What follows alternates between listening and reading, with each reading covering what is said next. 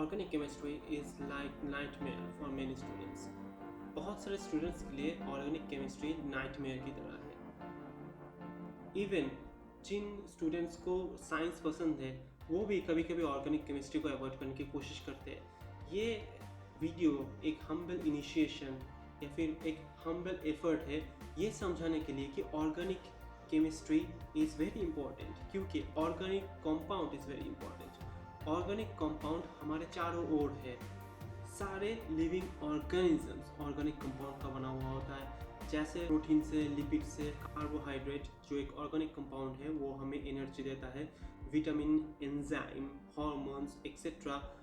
ये हमें ज़िंदा रखने के लिए जो सारे प्रोसेस ज़रूरी होते हैं उन्हें चलाने के लिए बहुत ही बड़ा भूमिका पालन करता है। हम जो किताब पढ़ते हैं, वुड, हम जो दूध पीते हैं, सोप जो यूज़ करते हैं, लेदर, रबर, जो सीरियल्स हम खाते हैं और ज़्यादातर फूड जो हम खाते हैं वो सारे ऑर्गेनिक कंपाउंड से बना हुआ होता है। और सो ऑर्गेनिक कंपाउंड के बारे में जानना तो बनता है, क्योंकि ऑर्गेनिक कंपाउंड हमारे लिए बहुत ही ज़्यादा इम्पोर्टेंट है।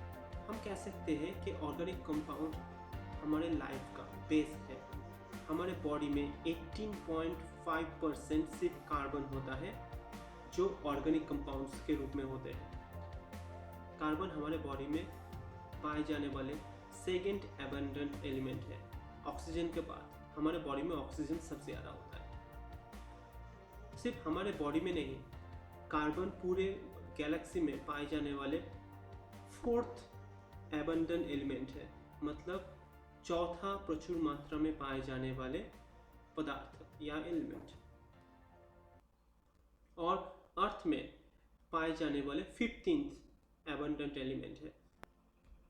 सो अर्थ के क्रस्ट में 0.18% कार्बन होता है, और कार्बन कई मिनरल्स के रूप में पाए जाते हैं, जैसे कोल, पेट्रोलियम और दूसरे जो मिनरल्स का ओर होता है उसमें भी कार्बन होते हैं। कार्बन डाइऑक्साइड एटमॉस्फेयर में 0.03% है जो एक कार्बन कंपाउंड है, पर इनऑर्गेनिक कार्बन कंपाउंड।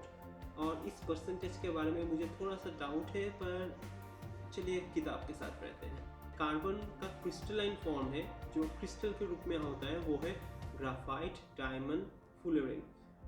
ये क्रिस्टलाइन फॉर्म में होता है, मतलब इनके मॉलिक्यूल का एक डेफिनिट आकार या निर्दिष्ट आकार रहता है, अनलाइक कोल और चारकोल जो नॉन क्रिस्टलाइन फॉर्म है। कार्बन का एटॉमिक नंबर है 6, के सेल में 2 इलेक्ट्रॉन, एल सेल में 4 इलेक्ट्रॉन। सो कार्बन के पास 4 वैलेंस इलेक्ट्रॉन्स है, और मैजिकल नंबर 8 पाने के लिए और 4 इलेक्ट्रॉन्स चाहिए।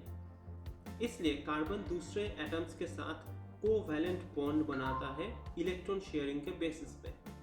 इस तरह से मैजिकल नंबर 8 तक पहुंचना ज़्यादा आसान है। Now covalent bond ionic bond के मुकाबले में थोड़ा सा कमज़ोर होता है, इसलिए आयनिक कंपाउंड जिनमें आयनिक बॉन्ड्स होते हैं उनका मेल्टिंग पॉइंट ज़्यादा होता है। फॉर एग्जाम्पल शुगर जो एक ऑर्गेनिक कंपाउंड है उसका मेल्टिंग पॉइंट है 186 डिग्री सेल्सियस, जबकि सोडियम क्लोराइड उसका मेल्टिंग पॉइंट है 801 डिग्री सेल्सियस, और वो एक आयनिक कंपाउंड है। कार्बन एटम एक दूसरे के साथ कोवैलेंट बॉन्ड बना के एक लंबा चेन बना सकता है। ये चेन काफ़ी लंबा हो सकता है, और इस प्रॉपर्टी को हम कहते हैं catenation. Catenation property organic compound का कह सकते हैं फंडामेंटल है, फाउंडेशनल। इसी प्रॉपर्टी की वजह से इतने सारे ऑर्गेनिक कंपाउंड बनते हैं। कार्बन बहुत लंबा लीनियर चेन बना सकता है, और कभी कभी इस लीनियर चेन में ब्रांचेस भी होते हैं जो लीनियर होते हैं। इस तरह के कंपाउंड्स को एलिफेटिक ऑर्गेनिक कंपाउंड्स कहते हैं। और कार्बन कभी कभी एक दूसरे के साथ जुड़ के साइक्लिक चेन बनाता है, कुछ इस तरह का, और इस तरह से वो एरोमेटिक ऑर्गेनिक कंपाउंड बनाता है।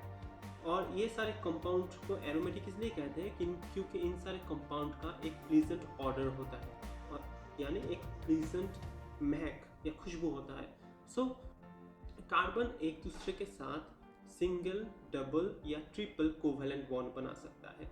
ये इनमें से सिंगल बॉन्ड सबसे स्टेबल होता है, इसलिए जो ऑर्गेनिक कंपाउंड में कार्बन के बीच में सिर्फ सिंगल बॉन्ड होते हैं उन्हें सैचुरेटेड ऑर्गेनिक कंपाउंड कहा जाता है, और जिन सारे ऑर्गेनिक कंपाउंड में कार्बन एटम्स के बीच में डबल या ट्रिपल बॉन्ड होता है उन्हें अनसैचुरेटेड कार्बन कंपाउंड्स कहा जाता है। कार्बन और हाइड्रोजन मिलके बहुत सारे ऑर्गेनिक कंपाउंड्स बनाते हैं। इन ऑर्गेनिक कंपाउंड्स को कहते हैं हाइड्रोकार्बन्स।